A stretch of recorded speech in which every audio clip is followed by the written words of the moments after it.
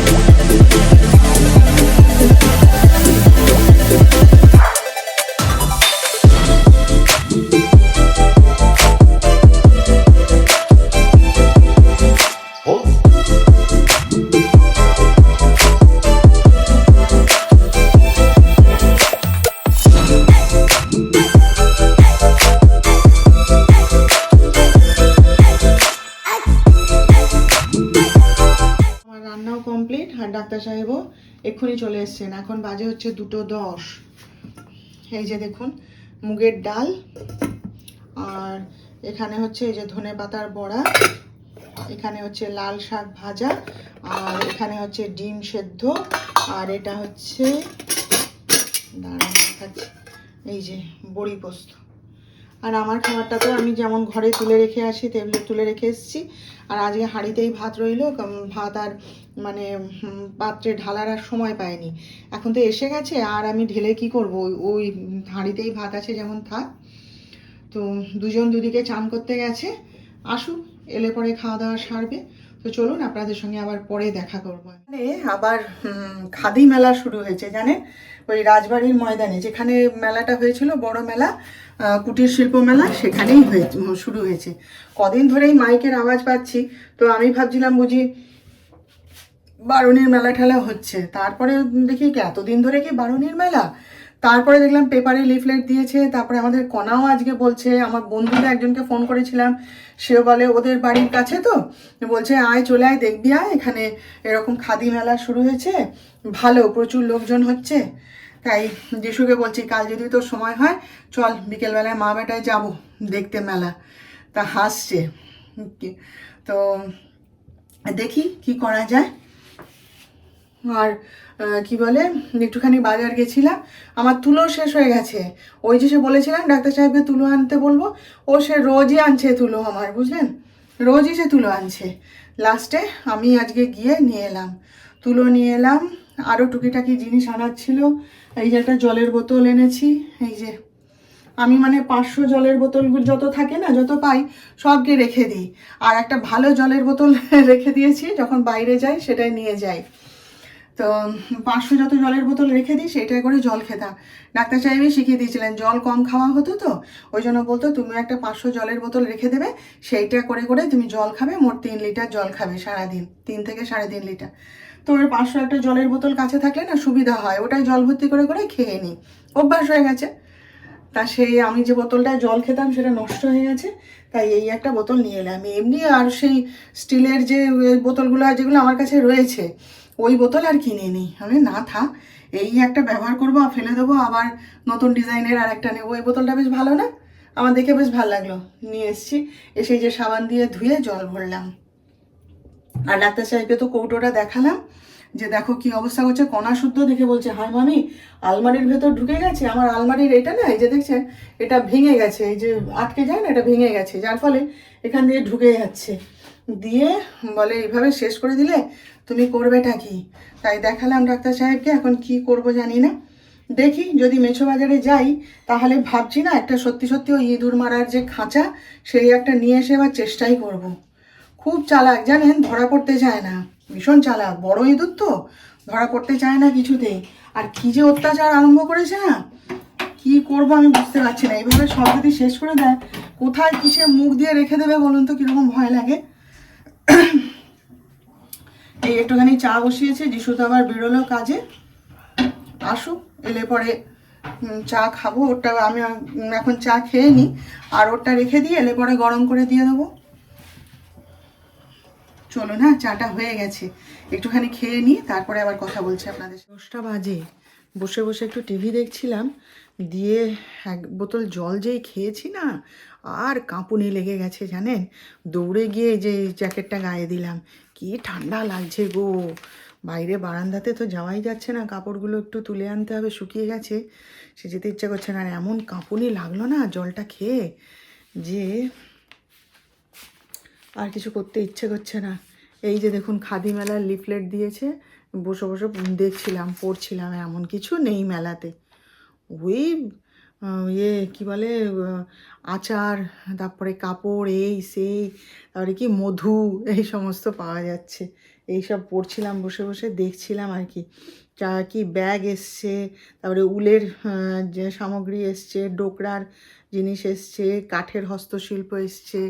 দেখি কালকে যদি নাও হয়, যে কোনো একদিন গিয়ে দেখে আসবো একটুখানি। যা ঠান্ডা না, বেরোতে ইচ্ছে করে না গো। যাই হোক, আমাদের জন্য তো একটু রুটি আর তড়কা, আর ডাক্তার সাহেব তো তড়কা খাবে না, ওর জন্য একটুখানি ওই আলু ভাজা করিয়ে রেখেছি। তো খাওয়া দাওয়া করবো, এখনও তো সব গড়াচ্ছে। আমি বসে বসে টিভি দেখছিলাম, ডাক্তার সাহেব তো ঘুমাচ্ছে, যিশুও দেখছি না কম্বল গায়ে দিয়ে শুয়ে শুয়ে টিভি দেখছে। তো দেখি কে কখন খাওয়া দাওয়া করি না করি।